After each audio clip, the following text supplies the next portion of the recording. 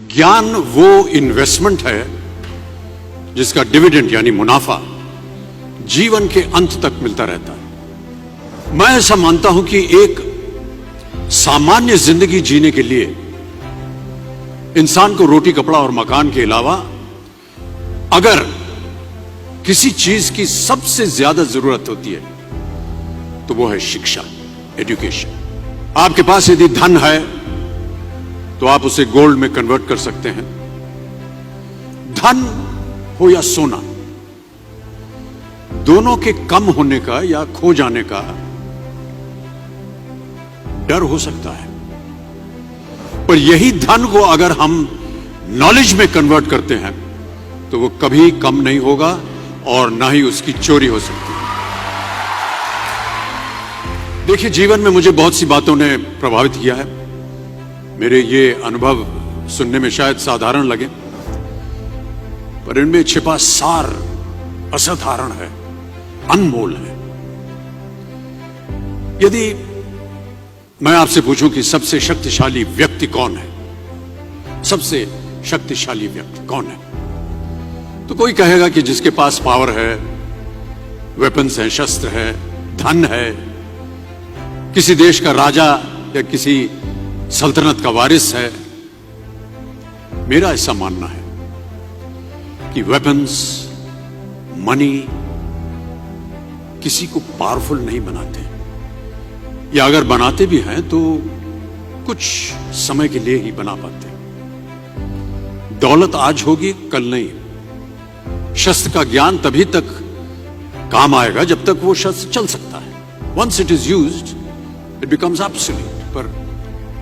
पर शास्त्र का ज्ञान कभी नहीं रुकता। Knowledge can never be obsolete. शास्त्र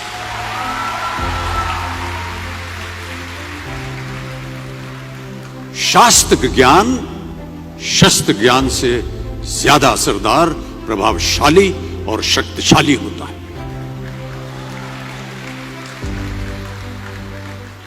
अब देखिए, एक राजा ने कितने राज्यों पर विजय प्राप्त की, कौन कौन से शस्त्रों का इस्तेमाल किया, कितने सैनिक थे, यह शायद आपको याद न हो,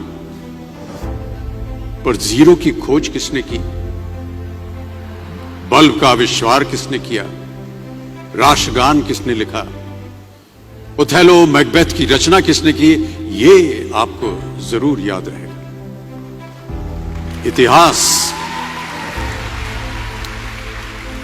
इतिहास गवाह है कि एक राजा अपनी शक्ति के बल पर केवल वहीं तक पूजा जाता है जहां तक उसका साम्राज्य फैला होता है। वो केवल अपनी प्रजा का प्रिय होता है। पर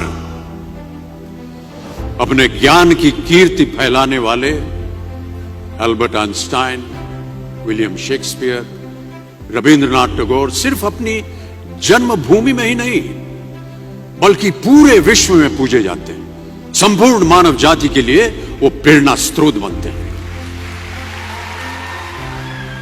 ज्ञान का धनी व्यक्ति हमेशा ही सम्मान और आदर योग्य होता है, क्योंकि ज्ञान वो कवच है, वो शील्ड है जो आपके जीवन में आने वाली कठिनाइयों से आपकी रक्षा करेगा।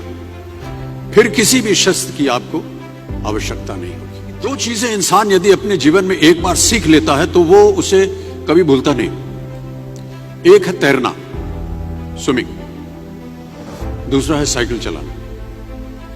सालों बाद भी अगर आप इन क्रियाओं को करेंगे तो कभी भी इस बात की चिंता नहीं होगी कि आपको स्विमिंग करना या साइकिल चलाना याद है कि नहीं। You will confidently do it.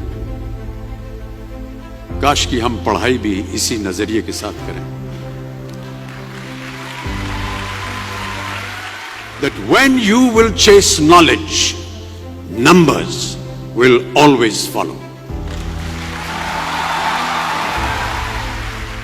देखिए, महाभारत में जब गुरु द्रोणाचार्य ने एकलव्य को अपना शिष्य मानने से और अपने गुरुकुल में लाने से इनकार कर दिया था, तो एकलव्य ने क्या किया, अपने गुरु की प्रतिमा, एक मूर्ति बनाई और केवल उस मूर्ति से प्रेरणा लेकर ही धनुर्विद्या सीखने में वही सफलता प्राप्त की जो बाकी योद्धाओं को द्रोणाचार्य के गुरुकुल में रहकर हुई।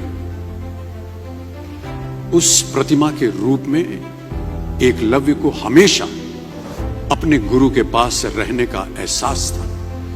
और जब गुरु साथ में हो तो सफलता हासिल करने से आपको कोई भी नहीं रोक सकता है।